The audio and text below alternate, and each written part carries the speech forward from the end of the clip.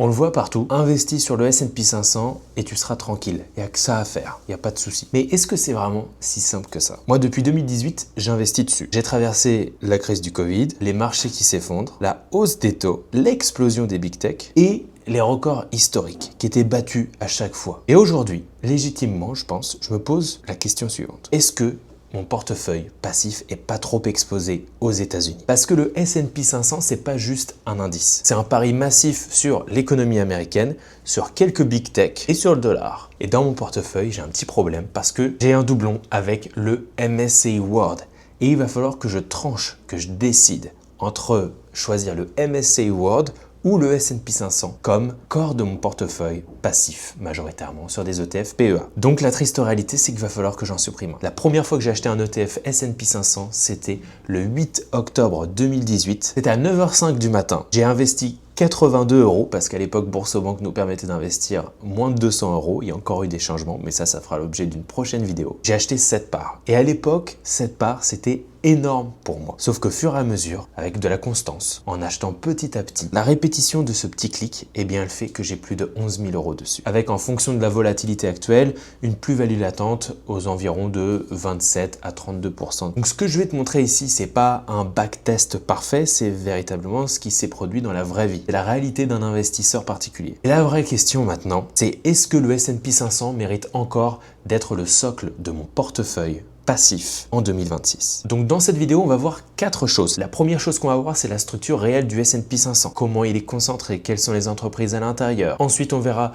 ses performances historiques ainsi que des indicateurs de risque. Troisièmement, je te montrerai l'ETF que j'ai choisi parmi tous les éventails de possibilités qui est éligible au PEA et pourquoi j'ai choisi cet ETF et pas d'autres. Et surtout, à la fin, je te montrerai ce que c'est 7 ans d'exposition progressive m'ont appris. Parce que dans la prochaine vidéo, on les mettra face à face. Ça sera le duel entre le MSCI World d'un côté et le S&P 500 et à la fin, je trancherai. Maintenant, je te présente le S&P 500 en détail. Le S&P 500, il a été créé en 1957. C'est le principal indice américain, celui dont tout le monde connaît. Il représente les 503 plus grandes entreprises cotées américaines. À ce jour, on n'est pas à 500, on est un petit peu plus. Et il couvre environ 80% de la capitalisation totale du marché action américain. Il est pondéré par capitalisation boursière flottante, c'est-à-dire que les plus grosses entreprises pèsent le plus dans cet indice. Plus une entreprise est grosse, plus elle pèse lourd. Et il est considéré comme le baromètre de l'économie américaine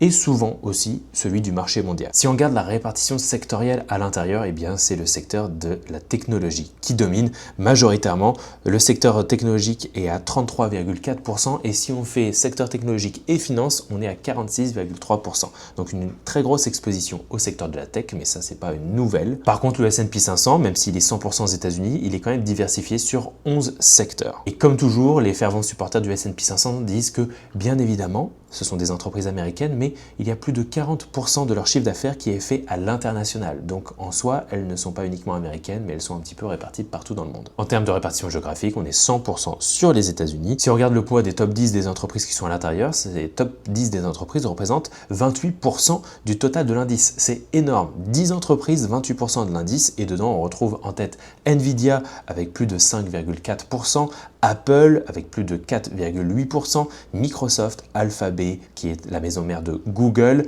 Amazon, Broadcom, Meta, Tesla et JP Morgan Chase & Co. Le S&P 500, c'est pas une moyenne démocratique où une entreprise a une voix, c'est une plutocratie en fait. Plus une entreprise est riche, grosso modo, et plus elle va décider, plus elle va prendre de poids dans l'indice. Pour nous, investisseurs européens et français, on est exposé à un risque de devise, puisque cet indice, il est 100% aux États-Unis et libellé en dollars. Donc le risque de change, il est réel à court terme, mais il est moins déterminant sur 20 ou 30 ans. Si on regarde maintenant le turnover annuel, qui représente en fait le pourcentage de la capitalisation boursière totale qui va être modifié au cours d'une année, on a environ 3 à 4% par an de turnover. Ça représente environ 15 à 20 entreprises par an en raison de fusion-acquisition, de faillite ou de perte de critères d'éligibilité dont on va venir après. Si on regarde les critères d'inclusion, c'est hyper intéressant parce que là, on a 4 principaux critères.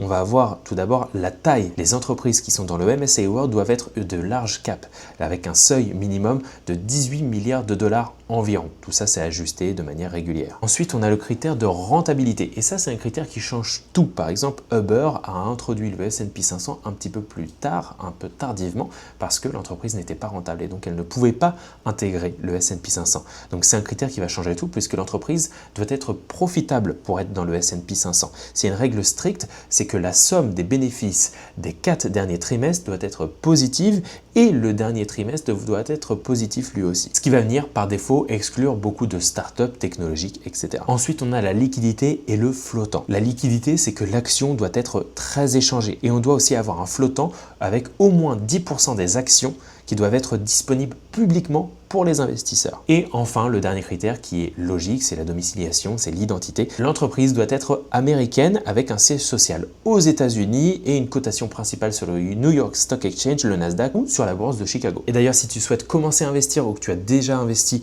et que tu veux être accompagné pour pouvoir te constituer ton portefeuille personnalisé, eh bien j'ai ouvert quelques places de coaching qui sont faits directement avec moi. C'est un programme de 3 mois où je t'apprends l'essentiel de ce qu'il faut savoir pour bien commencer à investir de manière sereine et construire un portefeuille qui va être en adéquation avec toutes tes objectifs. Ça se passe dans le premier lien dans la description si tu es intéressé. Si on regarde les critères de performance en regardant le rendement analysé, eh bien on peut voir qu'au cours des 33 dernières années, l'indice S&P 500 a eu un taux de croissance composé d'environ 10,99% par an. Bien évidemment, tout ça c'est une moyenne lissée. Et on peut voir aussi les différents rendements moyens annualisés sur les 5 dernières années, 15,4%, 10 dernières années, 14,6% et 20 dernières années, 11%.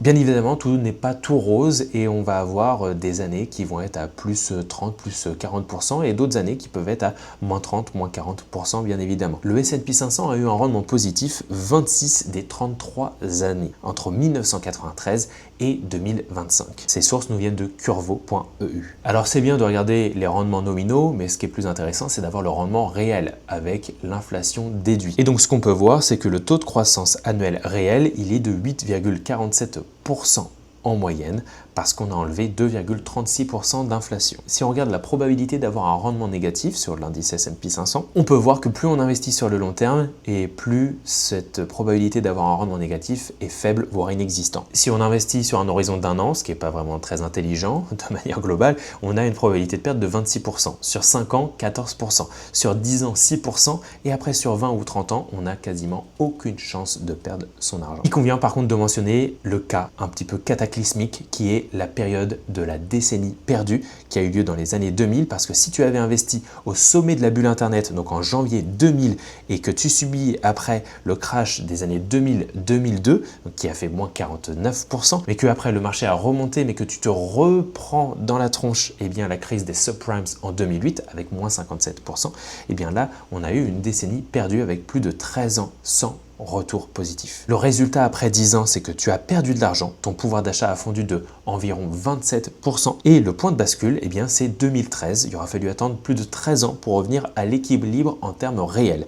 C'est-à-dire que même si tu as acheté au pire moment de l'histoire moderne, eh bien tu finis quand même par gagner un petit truc, plus 2,5% sur 20 ans par an, mais tu as quand même souffert pendant 13 ans. C'est pour ça qu'on parle toujours de biais de récence. C'est qu'on a l'impression que le S&P 500 c'est formidable, que tout monte jusqu'aux étoiles. Mais non, il y a eu des phases où ça a été très problématique, notamment celle des années 2000 à 2013. Et si justement on fait un focus sur ce qui s'est passé vis-à-vis des crises récentes, on peut voir que pendant la guerre en Ukraine et l'inflation de 2022, on a eu moins 19,4% avec un point bas à moins 25,4% en octobre 2022, c'était la pire année depuis 2008. Si on regarde la crise Covid 2020-2021, on a eu un choc pendant 2 mois, où là on a eu moins 34% en seulement 33 jours, c'est le crash le plus rapide de l'histoire. La performance finale en 2020, eh bien, elle est de plus 16,3%. Donc ça a chuté brièvement et très fortement, mais ça a remonté également très fortement, très rapidement. Et ensuite la performance sur 2021, on était à plus de 26,9% in fine. Si on regarde la crise des subprimes en 2008, on a eu moins 38,5%, c'était la pire année civile depuis la Grande Dépression de 1931. Entre le sommet qui a eu lieu en octobre 2007 et le creux en mars 2009, eh bien la chute totale était de 57%. Si on regarde l'éclatement de la bulle Internet de 2000 à 2002, eh bien là c'est la seule fois récemment où le marché a baissé 3 années consécutivement. En 2000, moins 9,1% de performance. C'est le début de la fin pour la tech. Ensuite, on a 2001 avec moins 11,9%, les attentats du 11 septembre et la récession économique. Et puis 2002, on a fait moins 22,1%. C'est la capitulation finale avec le scandale Enron. Donc le total cumulé sur cette période, on est à environ moins 47% sur 3 ans pour le S&P 500 et le Nasdaq, lui, c'était moins 78%. Donc si on regarde les meilleures et les pires années, on peut voir que les meilleures années ont lieu en 97, en 99 et en 2021. Donc en gros, les années qui ont précédé l'éclatement de la bulle Internet. Et les pires années, c'est 2002, 2008 et 2022. J'aime bien regarder le ratio de Sharpe qui nous signale si on prend beaucoup de risques pour obtenir un bon rendement ou pas. Et donc là, ce qu'on peut voir, c'est qu'au cours des 33 dernières années, le ratio de Sharpe sur le S&P 500 a été de 0,67, ce qui est plutôt pas trop mal. C'est-à-dire qu'on prend du risque, mais un risque raisonnable pour avoir du rendement. Récemment, on est aux alentours de 1 à 1,3, donc c'est vraiment très très bien. Si on regarde des critères liés au risque maintenant, avec la volatilité annualisée, c'est en gros l'intensité des montagnes russes, ça a tendance à secouer quand même pas mal. Au cours des 33 dernières années, on a une volatilité moyenne de 15,2% qui a été marquée par des cycles calmes interrompus par des crises majeures 2000, 2008, 2020. Si on regarde la chute la plus profonde entre le sommet le plus haut et le plus bas, on a un max drop-down de moins 60,2%. Mais si on regarde la taille moyenne des petites bosses, l'average drop-down, on peut avoir une chute de moins 5 à moins 10% environ 3 fois par an. On peut avoir une correction de moins 10 à moins 20% environ une fois par an. On peut avoir un bear market de moins 20 à moins 40% environ tous les 5 à 6 ans. Et là, on peut avoir un crash majeur de moins 40% ou plus tous les 15 à 20 ans. Et donc à chaque fois, la durée des chutes et de la récupération va varier, bien évidemment, en fonction de ces éléments-là. Pendant la bulle Internet, il aura fallu attendre 4 ans et demi. Pendant la crise des subprimes, il aura fallu attendre 4 ans, soit 17 mois. Pendant le Covid, il aura fallu attendre 5 mois avec un rebond extraordinaire. Et sur la guerre en Ukraine et l'inflation en 2022, il aura fallu attendre 15 mois. Maintenant que je t'ai présenté la structure du S&P 500, ses indicateurs de performance et de risque, la vraie question maintenant, c'est ok, mais concrètement, quel ETF S&P 500 choisir quand on investit en France? Parce que non, ils ne se valent pas tous. Mes critères de sélection, j'en ai plus d'une douzaine, mais je vais te présenter les principaux. Déjà, le premier, c'est qu'il doit suivre stricto sensus le S&P 500. Pas de dérivés, pas de ESG, pas de equally weighted. Ma recherche était d'un indice pur. Ensuite, le deuxième critère, il fait sens, c'est qu'il faut qu'il soit éligible au PEA. Donc ça sera un ETF synthétique. Pourquoi? Parce que dans le PEA, eh bien, on nous impose d'avoir 75% minimum d'actions européennes pour être éligible. Donc l'ETF en fait ne va pas détenir ces 503 entreprises américaines directement, il va détenir des actions européennes. Il y aura un contrat d'échange avec une banque, une autre institution, qui va lui permettre de reproduire la performance du S&P 500. Et ça, c'est un élément que beaucoup ignorent, donc c'est pour ça que je voulais te le rappeler. Je voulais aussi un ETF capitalisant. Pourquoi capitalisant? Parce que je veux que les ETF soient directement réinvestis dans mon ETF. Je veux pas avoir de friction fiscale, parce qu'il va falloir que je paye des impôts et surtout que je réinvestisse de moi-même ce dividende que j'aurais perçu, et donc ça va me générer des taxes, des frais supplémentaires, et ça colle à ma stratégie long terme. Ensuite, comment comparer les ETF et comment j'ai choisi le mien? Eh bien c'est simple, je suis allé sur un site qui s'appelle justetf.com. J'ai appliqué les filtres dont je t'ai parlé. Il faut que l'ETF ait quand même un historique, que le taux d'encours soit intéressant, que les frais également de TER, Total Expense Ratio, soient plutôt faibles. Donc je fais ma petite popote et il y avait un match entre 3 différents ETF. Le BNP Easy S&P 500 en euros, le BNP Easy S&P 500 en dollars et le Amundi S&P 500. Globalement, ils se ressemblent à peu près tous. Donc la différence, elle s'est jouée sur les frais de gestion, l'écart de tracking, elle s'est jouée sur la devise et elle s'est jouée sur la qualité de réplication et aussi la date de création et le taux d'encours. Donc in fine, j'ai décidé de choisir le BNP Paribas Easy S&P 500 en euros. Parce que beaucoup d'investisseurs débutants vont passer des semaines, voire des mois à comparer les ETF et à pas faire de choix. Parce qu'en fait, ils ont tous l'air bien, il y a tous des avantages, des inconvénients, etc. Et donc, tu es dans une analyse paralysie. Sauf que la vraie variable, c'est combien tu investis et combien de temps tu restes investi. Alors, optimiser, c'est bien, mais être dans une paralysie, ça, par contre, non. Maintenant, je vais te partager ce que 7 ans d'exposition sur le S&P 500 m'a appris. Parce que au fur et à mesure du temps, j'ai eu plein d'apprentissages et je vais t'en faire découvrir quelques-uns. La première, celle que tout investisseur honnête doit remarquer et acknowledger, c'est que j'ai investi personnellement sur une période qui a été plutôt facile pour les investisseurs. Et ça change tout. Si j'avais commencé à investir au moment de l'éclatement de la bulle des dot-com ou juste avant et que je m'étais bouffé 13 ans de flat ou de chute, est-ce que j'aurais eu la résilience de continuer à investir? Je l'espère, j'aurais beaucoup appris, mais on est quand même dans une époque un peu bénie des dieux. Parce que depuis que j'investis en 2018, on est quand même sur un marché qui est drivé majoritairement sur les États-Unis. On bat des records les plus hauts au fur et à mesure du temps. Il y a certes des événements horribles et chaotiques qui se passent dans le monde, des guerres. D'ailleurs, on en est encore dans les balbutiements d'une nouvelle qui vient d'éclater il y a quelques jours. Et même s'il y a eu le Covid, les guerres, l'inflation, etc., on est quand même dans une belle période de manière boursière. Le S&P 500, il reste porté par l'innovation, par l'IA, par les techs, par la puissance du dollar, même s'il a tendance à se dégrader, et par les rachats d'actions massifs. Donc la première leçon, c'est qu'il ne faut pas confondre talent et contexte. Parce que beaucoup d'investisseurs de ma génération pensent qu'ils sont bons. Mais en fait, on a peut-être juste investi dans une décennie qui était hyper favorable. Et heureusement qu'on a pris ce pas et qu'on a décidé de passer à l'action. Mais il faut rester humble. Ensuite, un autre enseignement, c'est que le DCA, le Dollar Cost Averaging, eh bien, sauve la psychologie. Si j'avais mis directement mon pognon comme ça d'un coup, je pense que j'aurais potentiellement paniqué. Si j'avais mis mes 1000 € en 2018 et que je me bouffais la crise Covid, etc., je pense que ça aurait été différent. Avec le DCA, ça me permet d'investir au plus haut, mais aussi au plus bas. Et in fine, de lisser mon point d'entrée. Et ça, je le sais bien, c'est pas magique, mais c'est ô combien salvateur au niveau psychologique. Et certes, ça maximise pas toujours la performance, mais je suis prêt à renoncer à quelques petits pourcentages de gains pour avoir une tranquillité d'esprit et bien dormir la nuit. Après, il y a un truc, quand j'ai commencé à investir, j'écoutais beaucoup de contenu sur l'investissement. Et si j'avais écouté certains catastrophistes, on en a pas mal en France, qui nous prédisent toujours le choc, la crise, machin, etc. La bourse fait moins 2%, c'est tout de suite « Oh là là, je vous l'avais dit, je vous l'avais dit ». Non. Si j'avais écouté ces gens-là, que j'étais pas passé à l'action ou j'avais écouté leurs trucs sur quoi ils disaient d'investir, majoritairement sur la Chine, Alibaba ou les trucs du genre, je me serais très très mal porté. Et donc heureusement, j'ai décidé de faire différemment. J'ai forgé ma propre opinion, ma propre conviction et je suis passé à l'action et j'ai investi parce que si tu restes paralysé en écoutant certains discours, tu feras jamais rien. Tu n'investiras jamais ton argent, il y aura toujours un problème et je suis bien content de ne pas avoir écouté ces gens-là. C'est toujours bien d'avoir une opinion différente de soi, donc c'est pour ça que je continue de les écouter, ces gens-là. Mais tu vois, des trucs, la bulle va exploser, les États-Unis sont survalorisés. Oui, c'est vrai, c'est survalorisé. Et oui, c'est vrai, on bat toujours des records les plus hauts. Mais en même temps, si j'avais pas investi à tous ces moments les plus hauts, eh bien là, je n'aurais pas la performance que j'ai actuellement. La tech c'est fini, ça va s'effondrer, machin, on est sur une bulle où le dollar va s'effondrer, le dollar va plus rien valoir, etc. Peut-être sur le long terme, peut-être que oui, le pouvoir du dollar s'efface au fur et à mesure du temps, mais quand même le dollar reste quand même une valeur refuge. Donc pourtant, si j'avais écouté ces gens-là, ne pas avoir investi sur les États-Unis, ça m'aurait coûté extrêmement cher. Donc certes, les scénarios catastrophes existent, mais le marché récompense l'exposition et pas la peur. Un autre argument que j'ai un petit peu parlé, c'est oui, mais le S&P 500, il est hyper cher.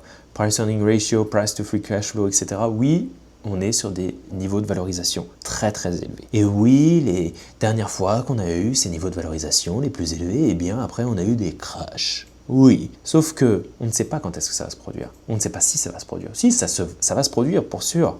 Mais quand ?